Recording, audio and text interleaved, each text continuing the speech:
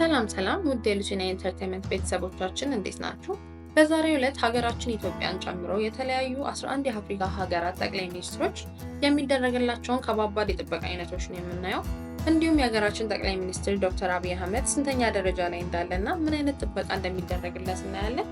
ቪዲዮ ማየት ከመጀመራችሁ በፊት ላይክ እና ሰብስክራይብ ማድረግ እንዳትረሱ። መልካም ቆይታ።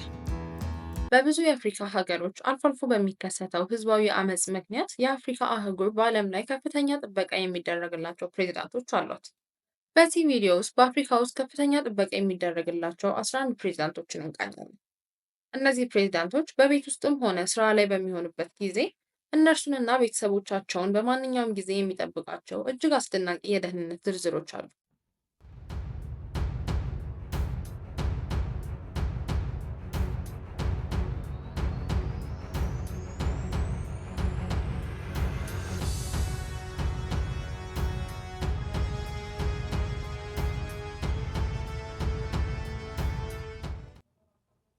ቁጥር 10 ማማዲ ዱምባያ። ማማዲ ዱምባያ የጊኒ ሪፐብሊክ ፕሬዝዳንት ነው። በ43 ዓመቱ ዱምባያ ከቡርኪና ፋሶ ኢብራሂም ትራኦሬ በመቀጠል በአፍሪካ ሁለተኛው ትንሹ ፕሬዝዳንት ነው። እንደ አውሮፓውያን አቆጣጠር በ2021 የአልፋ ኮንዴን መንግስት በገለጠው ወታደራዊ መፈንቅለ መንግስት ፕሬዝዳንት ሆኗል። ማማዲ ራሱ የወታደር መኮንን በመሆኑና በመፈንቅለ መንግስት ወደ ስልጣን የመጣው ማማዲ እንደ ቀድሞ መሪ ዕጣ ፈንታ እንዳይደርስበት ራሱን እንዴት መጠበቅ እንዳለበት በትክክል ያውቃል።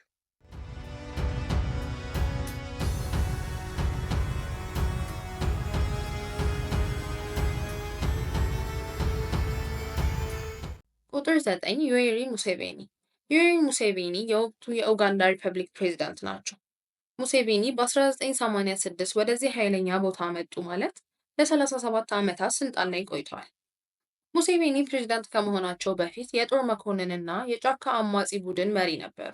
የቀድሞ ወታደር መኮንን በመሆኑና በስልጣን ላይ ለረጅም ጊዜ በመቆየቱ ደህንነቱን እንዴት እንደሚያደራጅና እሱን አሳልፈው ሊሰጡት የማይችሉ ታማኝ የጦር ሰራዊት አባላትን በዙሪያው እንዴት እንደሚሰበስብ በትክክል ያውቃል። ስለዚህም ራሱን የከበበው ታማኝ የጦር መኮንኖች ጋር የራሱን ልጅ ጀነራል ሙሃዚ ካይኔሩባ ጋር ጨምሮ ደብዳቤውና ትዕዛዙን ይከተላል።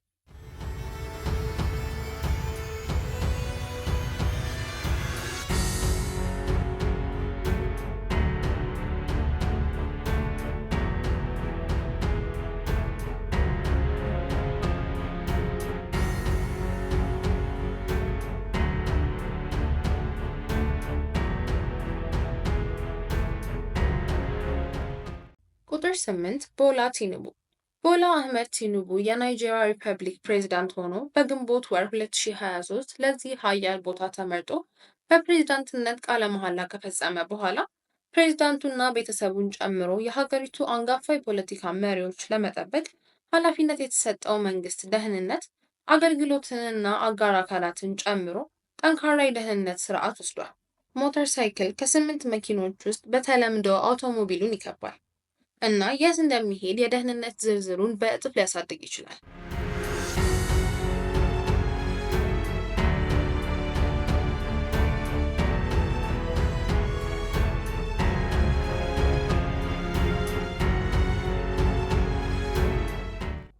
ቁጥር 7 ኢብራሂም ትራኦሬ። ኢብራሂም ትራኦሬ የቡርኪና ፋሶ ሪፐብሊክ ጊዜያዊ ፕሬዝዳንት ናቸው። ገና የ35 ዓመት የሆነው ኢብራሂም ትራኦሬ የዓለማችን ትንሹ ፕሬዝዳንት ነው። በወታደራዊ መፈንቅለ መንግስት ወደዚህ ኃይለኛ ቦታ የደረሰ ሲሆን ፕሬዝዳንት ከመሆኑ በፊት በቶማስ ሳንካራ ተይዞ የነበረውን የኃላፊነት ቦታ በሰራዊቱ ውስጥ ካፒቴን ሆኖ ነበር። በምዕራቡ ዓለም አሻንጉሊት በሆኑ የአፍሪካ መሪዎች ላይ በተሰጠው ጠንካራ መግለጫ በሩሲያ አፍሪካ የመሪዎች ጉባኤ ወቅት ተወዳጅነትን አግኝቷል። ፕሬዝዳንት ከሆነበት ጊዜ ጀምሮ ዋና አጀንዳው ፈረንሳይን ከቡርኪና ፋሶ ማዕድን ማውጣት ነበር። ይህም ለፈረንሳይና ለምዕራቡ ዓለም ጥሩ ያልሆነ ነገር ነው። ስለዚህም በሀገር ውስጥ ተወዳጅ ፕሬዝዳንት ስለሆኑ ከማንኛውም የውጭ ስጋቶች ለመጠበቅ የእሱ ደህንነት ተጠናክሯል።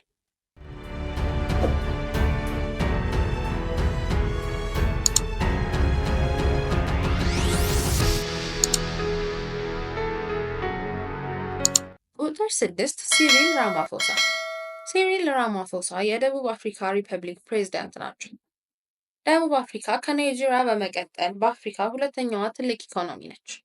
ስለዚህ ፕሬዝዳንቱ በሀገሪቱ ውስጥ በጣም አስፈላጊ ናቸው።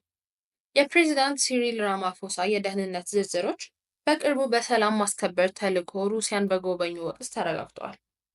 በፖላንድ አውሮፕላን ማረፊያ ውስጥ በተያዙበት ወቅት የፕሬዝዳንቱን የደህንነት ቡድን ለእሱ ጥበቃ አስፈላጊ ናቸው ብሎ ያመነባቸውን የጦር መሳሪያዎችና ሌሎች የደህንነት መሳሪያዎችን የያዙ 12 ኮንቴይነሮች ለማውረድ ፍቃድ አልተቀበለም። የደህንነት ቡድኑም ከአውሮፕላኑ እንዳይወጣ ተከልክሏል።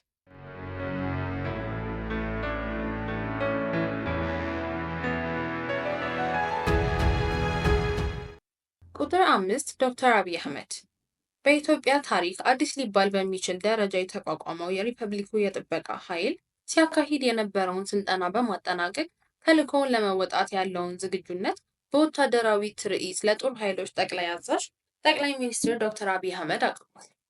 መሪዎች በተለያየ አጋጣሚ ከተለያየ አቅጣጫ የሚሰነዘርባቸውን ጥቃት የሚከላከለው የጥበቃ ኃይሉ ይህንንም በተለያዩ ማሳያዎች አቅርቧል።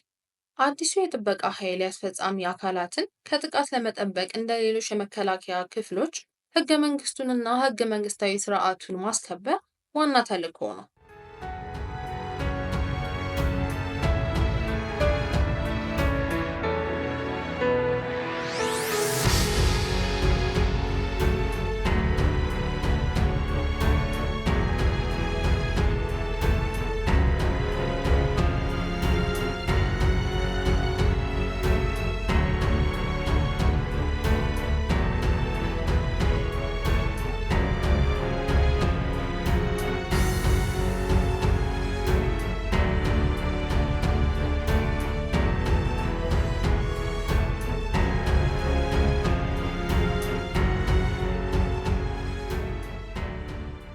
በአዲስ መልክ የተቋቋመው የጥበቃ ኃይል ከእጅ በእጅ ውጊያ እስከ አየር ላይ ትርኢት ያቀረበ ሲሆን አባላቱ በአስተማማኝ ወታደራዊ አቋም ላይ እንደሚገኙ ይጠቁማል።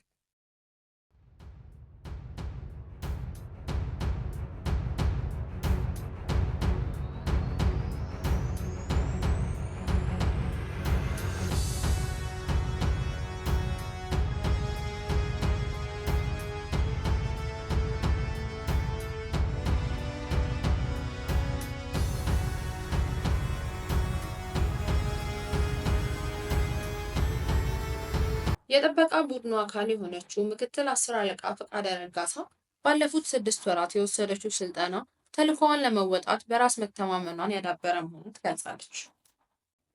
ቁጥር 4 ኤመርሰን ሙናንጋጓ ኤመርሰን በቅርቡ በተካሄደው ምርጫ በድጋሚ በመመረጥ የዚምባብዌ ሪፐብሊክ ፕሬዝዳንት ሊሆን ችሏል። የ30 ዓመት የሮበርት ሙጋቤ አገዛዝ እውነቱን ለመናገር የሙጋቤ መፈንቅለ መንግስት ጥሩ ተቀባይነት ነበረው። ምክንያቱም ሮበርት ሙጋቤ በስልጣን ላይ ለረጅም ጊዜ ቆይተዋል። ሆኖም ሙናንጋጓ አሁንም ከፍተኛ ጥንቃቄ ማድረግ አለባቸው። ምክንያቱም አንዳንድ የፖለቲካ ተቃዋሚዎች ሆኖም ሙናንጋጓ አሁንም ከፍተኛ ጥንቃቄ ማድረግ አለባቸው። ምክንያቱም አንዳንድ የፖለቲካ ተቃዋሚዎች ኃይልን እንደ መፍትሄ ሊያሳስቡ ይችላሉ። ሙናንጋጓ በህዝብ ፊት በቀረቡ ቁጥር ሰዎችን ለማራቅ ጥብቅ ጥበቃን ይጠቀማል። እሱ ወደ 50 የሚጠጉ ጠባቂዎች አሉት። ሁሉም ጥቁር ልብስ ለብሰው አውቶማቲክ የጦር መሳሪያዎችን የተሞሉ የሚመስሉ ቦርሳዎችን ይዘው ነው የሚታዩት።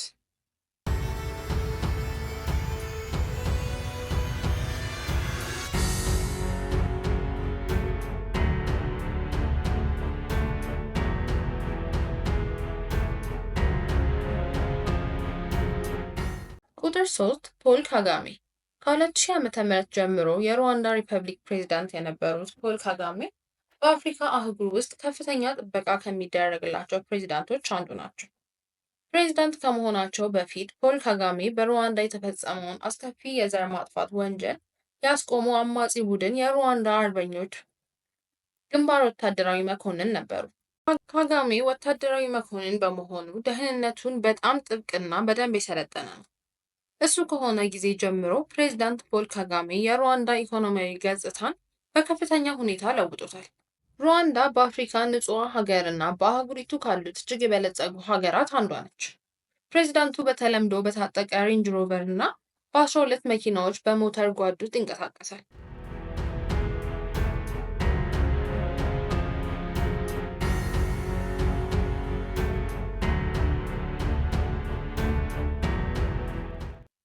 ቁጥር 2 አላሳን ኦታራ። አላሳን ኦታራ የወቅቱ የአይቮሪ ኮስት ሪፐብሊክ ገዢ ፕሬዝዳንት ናቸው። ኦታራ በአፍሪካ ውስጥ ከፍተኛ ጥበቃ ከሚደረግላቸው ፕሬዝዳንቶች አንዱ እንደሆኑ ይታወቃል እና ብዙዎች አሁንም በፈረንሳይ እርዳታ ስልጣን እንደያዘ ያምኑ። ወደ ዓለም አቀፍ ስብሰባዎች በተጓዘበት ቁጥር መርሴዲስ ኤስ ክፍል 2 ሞተሮች ያሉትና የታጠቁ ናቸው። አውቶቡሶችን፣ ቫኖች፣ ሃምቪስ እና ሬንጅ ሮቨርስን ጨምሮ እስከ 20 የሚደርሱ ተሽከርካሪዎችን ያቀፈው የእሱ ሞተር ጓድ ብቻውን አይተወውም። እና በመጨረሻም በአፍሪካ ውስጥ በጣም የተጠበቁ ፕሬዝዳንቶች ዝርዝራችን ላይ ያለው ፖል ቢያ ነው። ፖል ቢያ የካሜሩን ሪፐብሊክ ገዢ ፕሬዝዳንት ናቸው። ለ40 ዓመታት ስልጣን ላይ የቆዩት ፖል ቢያ ሁለተኛው ረዥም ጊዜ የአፍሪካ ፕሬዝዳንት ናቸው። ለ43 ዓመታት በስልጣን ላይ ከቆዩት የኢኳቶሪያል ጊኒው ቴዎዶሮ ኦቢያንግ ኑጉሜ በኋላ ለረዥም ጊዜ በቢሮ ውስጥ ከቆዩም በኋላ የካሜሩን ፕሬዝዳንት አንድ ሰው ከቢሮ ውጪ ሊለያየው ስለሚያስፈልግ ሁልጊዜ ግራ የሚያጋባ ነው። ምናልባትም በመፈንቅለ መንግስት ስለዚህ ከፍተኛ ደህንነትና ዋስትና የሚሰጡ በጣም ጠንካራና የታመኑ የደህንነት ዝርዝሮች ይኖሩ ይሆናል።